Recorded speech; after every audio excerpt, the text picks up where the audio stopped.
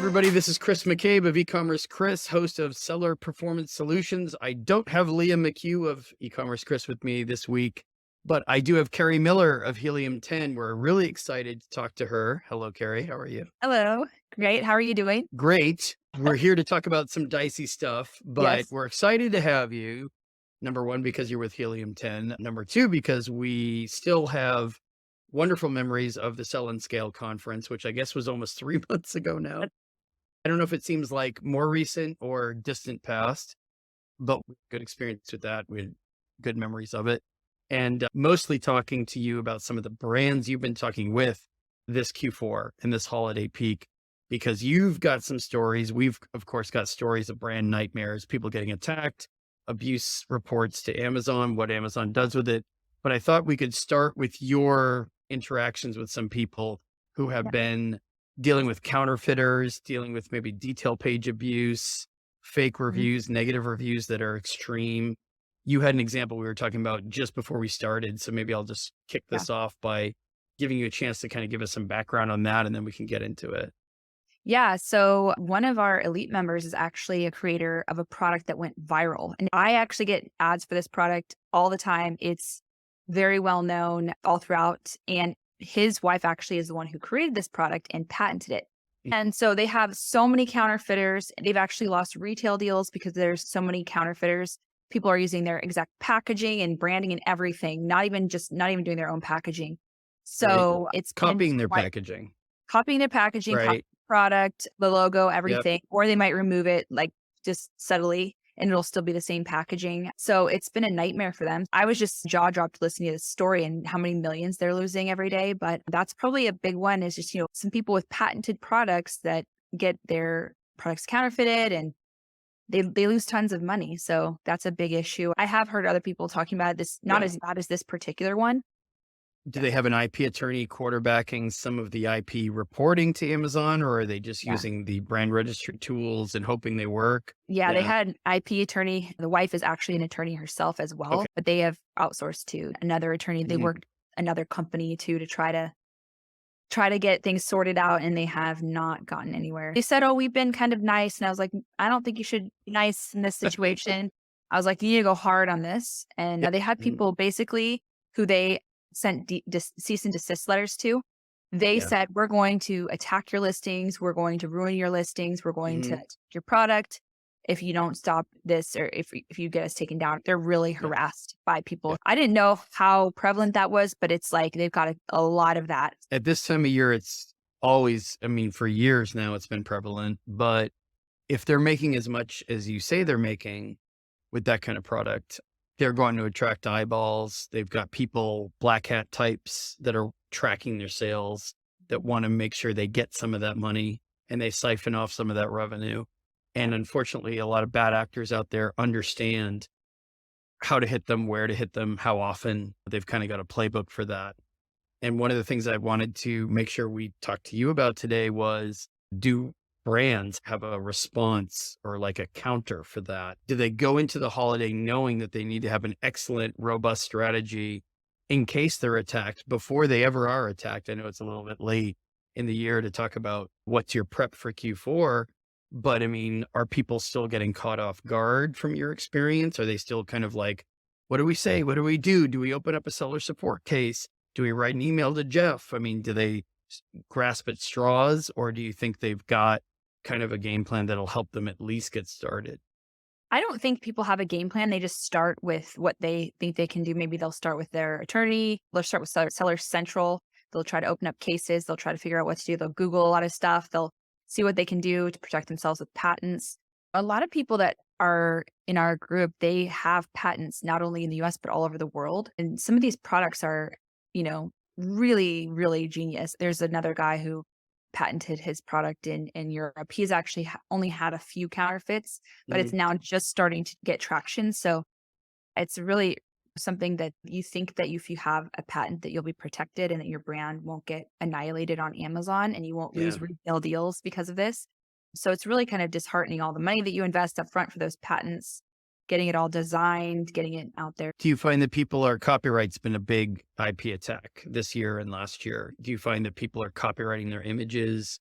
or Yeah. detail pages. Do you hear that they have done it, or do you hear that they should have done it but didn't do it? Yeah, the first project that I was talking about that's viral right now, it's really huge. They copyrighted everything and they've tried to get things taken down. It has been very difficult for them, even though they have everything copyrighted, their actual listing, their packaging. They've copyrighted everything because the wife is a lawyer. So Right. she knew because she's a lawyer to do all of this stuff. It hasn't protected them, unfortunately. Like Bec- even the Yeah. images, like the exact copy, everything. Yeah. Because what happens sometimes with copyright is the other party copies your images and then tries to fake or misrepresent to Yep. Amazon that they have prior use of those images before Yep. you ever sold. Yeah. Like 2 years ago, I mean, they try to fake that information, and Amazon's so gullible, they fall for it, and they'll think you copied those images. Of course, they're your own images. That's what's so Right. crazy about it. And it took sellers and brands a while to catch up to that logic or illogical response by Amazon. Amazon finally understands this is a repeat abusive attack a year later, 15 months later, but it still takes time to resolve it. That's the problem. And like you said, it's very disheartening that, And it's kinda like whack-a-mole too. It's like, "Hey, we got this yeah. one. Now there's 20 more that have popped up." Which is why the seller support cases, I'm sorry to say, don't work. That's worth doing and maybe in the first 60 minutes that you're being attacked, just so you can have a case ID in case people keep pestering you for it. But you can't expect resolution from a seller support case. Some people call account health reps and they talk to them about, hey, what else can I do? And they get some generic copy and paste advice. It's worth doing just to say that you've done it in case somebody else at Amazon bothers you about not trying the traditional paths or the established protocols. Have you noticed one category being vulnerable versus another? I mean, at Helium 10, you come across Mhm. brands in every category, right? Yeah, no, I think these So, are all spread out throughout, I think supplements are always there's always yeah, something going on with supplements. Grocery, there's different things that happen with grocery. It's more challenging than a yeah. non-grocery Food product. safety, product safety, for Yeah, sure. but for the most part, it's Yeah. just these patented things that are sticking out in my mind, or just attacks on listings, bad reviews, which I've had that same thing happen to me, writing those fake bad reviews that are just so outrageous, you know? Do you think they're getting better at the fake reviews? Because a lot of times we see sloppy stuff where the language and the phrases are the same and they just copy over and over, reproduce the same language.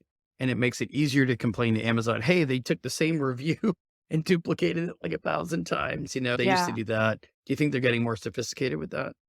There is sometimes they'll say, you can tell it's broken English, but it does seem Yeah. like they're more sophisticated because the guidelines are really clear about how a review could get taken down. So unless it's within those Amazon guidelines of, okay, we'll take this down, they're not getting removed for the most part. So Yeah. that's what I've been hearing. So any tips for that? I'm sure a lot of people would appreciate. Yeah, no, for sure. I mean, pressure and pushing Amazon to act, pressuring them to review it again. If they ignore the first case, email, lower level stuff, you have to bump it up.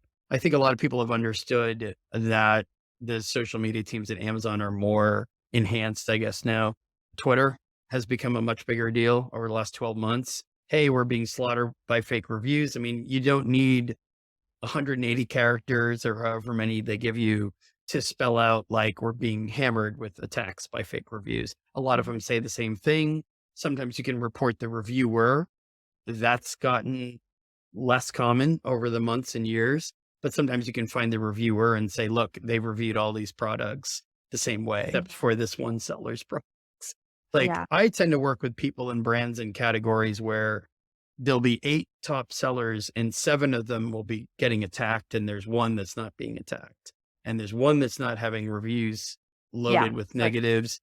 So it's kind of like you can't show Amazon everything, but you can point them in the right direction. Right. Amazon loves to make an excuse like, well, you haven't given us definitive evidence, smoking gun proof. They don't say that in particular, but they give you the sense of, hey, look, we'll take a look at it. We can't guarantee results. You have to kind of, unfortunately, the burden's on the brand.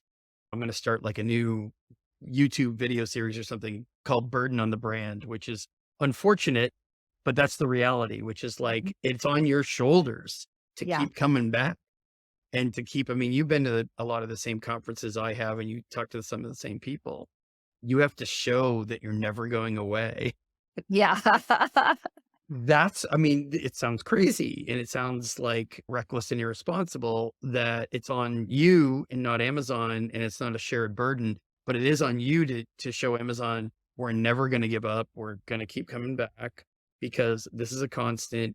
And honestly, your attacker, the black hat abuser of your brand, of your listings, they only get the message, quote unquote, if they know that Amazon's going to be continually reading reports about them, continually reviewing them and continually researching them. It must be tough for like Helium 10. You don't want too many dark clouds and negative content, but that is actually what works is when Amazon understands like you're going to keep coming back. You put a lot of effort and money and time into your brand Yeah. and there's abuse here and it can't be denied. Maybe you don't meet their high, lofty standard of what's smoking gun evidence. I guess the question is, do you have trouble communicating that somewhat unsavory message to like e-commerce entrepreneurs or new brand owners or new seller account owners at Amazon in terms of like, this is sort of a dark side of the company? Yeah, I mean, I think people don't like to necessarily hear that. They wanna know what else can I do? So they're not really giving up, I would say. Yeah. They're just like, what else can I do? What else? What's another avenue? Am I doing this wrong? What's the technique? I think those are usually the kind of people that we have in our elite group are kind of more like that. They're like, well, I'm not giving up, but I got to Yeah. figure out another way because I'm beating my head against the wall. So yeah, it's a rough thing because we'll just keep encouraging them to keep doing what they're doing and to go Yeah. hard. Like this one particular, they're I like, love "Oh, you're it. kind of nice about it." And I'm like, "You need to go harder. You're a nice person, but this is your business and your livelihood and your idea that they're Yeah. stealing."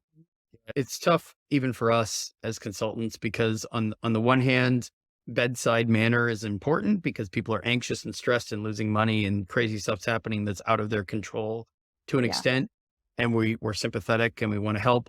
On the other hand, we have to keep telling people like you are being too nice about it. You're being yeah, too patient, yeah, even so much nice because there's different ways of being nice and there's different ways of being angry or negative. You have to be factual. You have to use data points. I mean, we're definitely not telling people like write a lot of angry emails and send them to right. to Jeff and his girlfriend and all these other people because invective doesn't really work on Amazon. It never did, even back in the old days of executive seller relations processing escalations like when I was working there. But if you're factual and if you're data driven, right? There's the right Yeah, way to do it and the wrong way to do it. If you're not getting any better quality answers when you are data driven or factual, that's not your fault. That's mhm, Amazon's fault. And you have to just surface it in more places. Certainly be unique and be custom when you write to this executive versus another one. Don't treat them all the same because they're not all the same. And don't treat every part of Amazon the same because Amazon's very diffuse and there's disparate teams that don't necessarily communicate with each other yeah. very well. Again, not the brand owner's fault that Amazon doesn't know how to communicate Yeah, internally. exactly. But for strategy, it becomes your problem, which is interesting because there are brand outreach and emerging brands teams and people that we even talked to and had involved in uh, our conference in Oregon this past spring in terms of like brands that want to launch a new product or want to launch a new brand. There are teams at Amazon that are receptive to that and help you do it. And they're being bogged down too by some of these pain points. So it's kind of strange that like brand owners have the same problems as some teams at Amazon have. Yeah, yeah. That is crazy. Parallel universe. But Yeah. that's true. That's the reality of what we're dealing with. Are there any kind of parting thoughts or words, pearls of wisdom, words of advice that you have for people in terms of just finishing strong in Q4 and also jumping into 2023? We can kind of do a part two maybe for January, but any other words of courage that you can share with our Yeah, listeners? just keep going, and especially right now, because you gotta really make most of your sales within the next week or so because of Christmas, so just keep your head down and keep working, and if as problems arise, just keep going for it, and if you get on seller support and you do need their help, just keep hanging up until you get the right person, because it's the time of year where you need to get it done? So I kinda Yep. do that. But yeah, just keep a good attitude, try to be nice to those people that you do think can help you, and, yeah, I think it's been a good year even though it's kind of a down economy, which is exciting, but yeah. You do need quite a bit of fortitude to hang in there. And it sounds like maybe generic advice, but really at this time of the year, at this part of December is when people start getting a little bit weary, but the battle isn't over yet. Exactly. You know, you're kind of in that in between, like you're post Black Friday, post Cyber Monday, but there's still a lot going on. Yeah, keep your sales going too, like Yeah. your coupons, because people are still looking for deals in a down economy. Mm. Keep those coupons on. I keep making really great sales, and I think the reason why we're doing so well is because I have coupons on all of my products, and I will until December 20th at least. That's a great point. In a down economy, the dates on the calendar don't necessarily line up with what's going on in the markets and in the real world. So whether it's December or January, you kind of want to keep going just because there could be a sales spike in your future that you didn't even necessarily anticipate. Exactly. You're getting paycheck to paycheck. They maybe couldn't buy stuff last week, but they can now. So, Yep. you know, there's a lot into it. I actually talked to a lot of people who are out of town and they're like, I just didn't have time to do any Black Friday. Actually, Right. quite a few. So they're going to be looking for stuff in the next week or two. And really, this is a good time to double down. That's a great point. That speaks to me personally because I'm so busy with reinstatement work and appeals and brand getting attacked over this whole week, Black Friday, Cyber Monday, that I Exactly. do all my shopping in December. After that peak nightmare period is come and gone. Nightmare in terms of like people losing sales from lost Yeah. listings. But Carrie Miller of Helium 10, thank you so much for joining us. I really appreciate your You. insights. I hope we can do this again Yes, very of soon, course. Yeah. hopefully in January with the kind of big banner 2023 that we're looking at. We'll share any information for your audience or for ours on this material. Anyone who's still getting attacked or struggling to appeal or strange things happening on their listings that result in a takedown or they don't understand what's happening, feel free to reach out to us. We're happy to give some advice to people who are trying to rectify their own anti-competitive behavior problems or black hat attacks. So thanks again, and I will talk to you soon. Take All right. care. Talk to you later. Bye. Bye.